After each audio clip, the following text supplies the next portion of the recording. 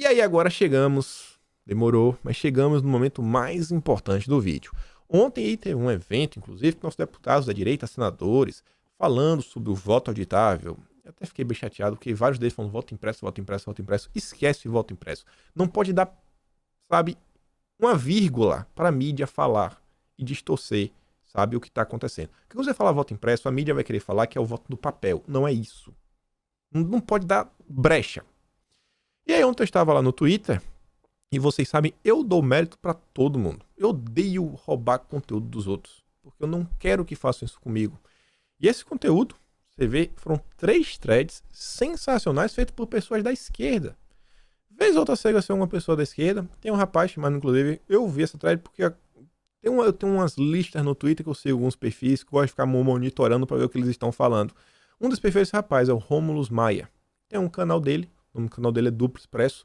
Vários dos materiais que na época que eu peguei também do Banestado, falando do Barroso, foi esse rapaz, é um cara da esquerda, que é um crítico do Barroso e defende o voto impresso para minha surpresa. Inclusive o vídeo que eu achei que mostra o Barroso defendendo a urna com o voto auditável, eu achei uma vez nos comentários do vídeo desse cara. Gente da esquerda criticando o Barroso, falando aqui, ó. E é interessante ver, tem umas pessoas na esquerda, a esquerda não é tão unida quanto parece. Elas cobram, eu já vi eles cobrando o Glauber Braga, pro Glauber Braga intimar o Barroso para se pronunciar sobre as coisas que aconteceram na época do Banestado.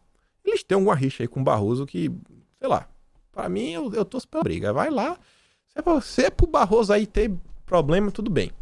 E aí o Romulo tinha compartilhado, mas quem realmente fez a thread foi um cara chamado Ederson Smith. Eu vi a segunda parte, eu fui clicar, só que eu vou começar da primeira. Na primeira parte, eu achei muito interessante. Eu não sabia de, sei lá, 80% das coisas que tá aqui nessa thread. Ele faz assim um retrospecto de toda a questão do voto auditável. De quando foi que surgiu. E, gente, eu fiquei surpreso, olha só. Apesar de hoje, o voto auditável, não vou chamar de impresso, última vez, ser uma bandeira defendida politicamente pelo Bolsonaro, a primeira lei que regulamentou o voto, né, veio de um político da esquerda. Em 98, o Requião do MDB, né, criou o PLS 17398, o primeiro projeto de lei que regulamentava a impressão de voto no Brasil.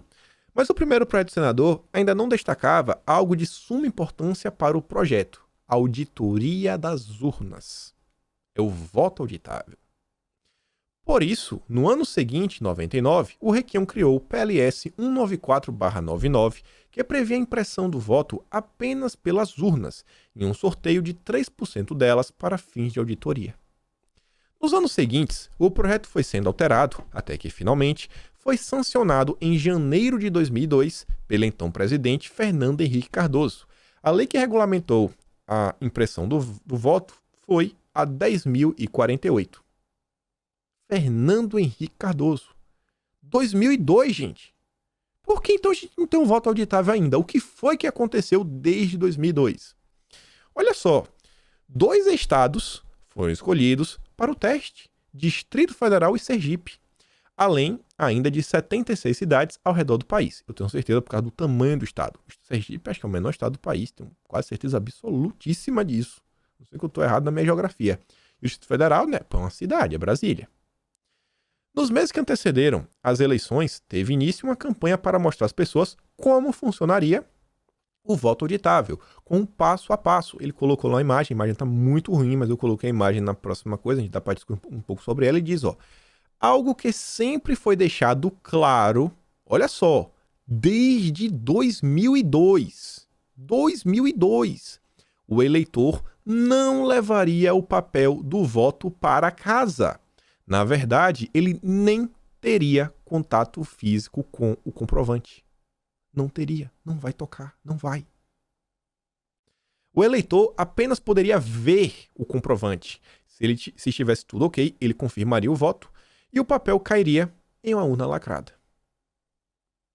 E aí você vê, ó, aqui tem uma janelinha de vida só, visor para confirmação do voto auditável. Tá aqui. E teria a telinha, tudo bem, bababá, explicando passo a passo, tudo bonitinho. Isso foi em 2004. 2004, gente. Teve. Por que a gente não tem mais?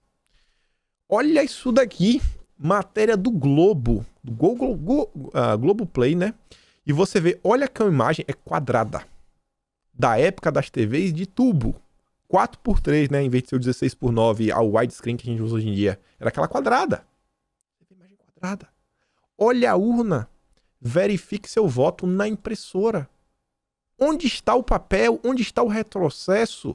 Esse mesmo grupo de jornalismo, o pior do Brasil, conhecida por todo brasileiro como Globo Lixo, sabia da verdade.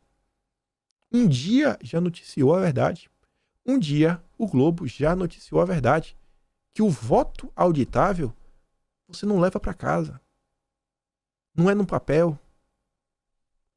Cara, é inacreditável. E vê, ó, caso o nome no papel não tivesse de acordo com o que havia sido digitado na urna eletrônica, o eleitor poderia simplesmente corrigir o seu voto e começar novamente. Olha aí. Cara, em 2002, em 2004 já tinha essa tecnologia toda. Mas, apesar dos problemas, o saldo final foi positivo. Porque tem um problema, o povo não entendeu direito como é que funciona. Pô, naquela época não tinha nem smartphones, nem lidava com o computador direito. Você vai entender que o povo pode ter dificuldades. Pesquisadores já apontavam, na época, as vulnerabilidades das urnas brasileiras e celebravam o novo sistema que levaria mais garantia para as eleições. Você vê, ó, o voto auditável facilita a auditoria.